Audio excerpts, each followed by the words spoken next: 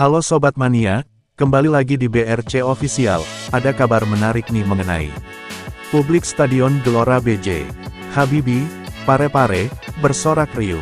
PSM Makassar menunjukkan wajah berbeda malam ini. Hingga menit ke-79, pasukan Ramang sukses unggul 2-0 atas Persija Jakarta, dalam laga pekan ke-6, Super League 2025/2026.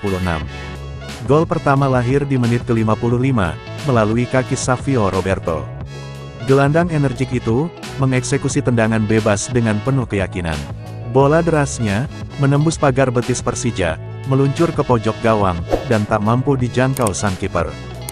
Gol itu, seolah menjadi pemantik semangat, sekaligus jawaban, atas kritik yang terus mengalir terhadap performa PSM. Namun, Juku Eja tidak berhenti sampai di situ.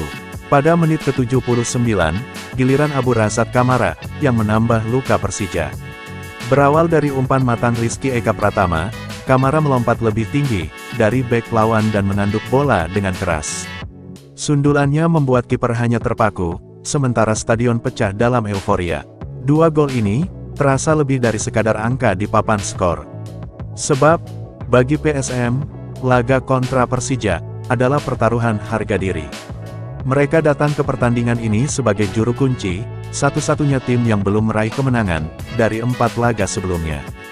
Di sisi lain, kemenangan atas Persija, tim kandidat juara, dengan materi pemain mentereng, akan menjadi tanda kebangkitan yang ditunggu-tunggu.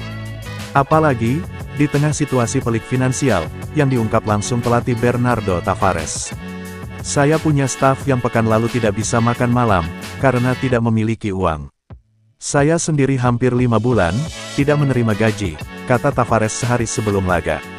Konteks itulah, yang membuat gol Savio dan Kamara, terasa begitu emosional. Mereka bukan hanya membawa PSM unggul, tapi juga mengirim pesan, bahwa pasukan Ramang masih punya nyali untuk bertarung. Nah itu dia sobat untuk update kabar hari ini, bagaimana pendapat kalian sobat? Tulis pendapat kalian ya sobat, dan jangan lupa like, komen dan subscribe.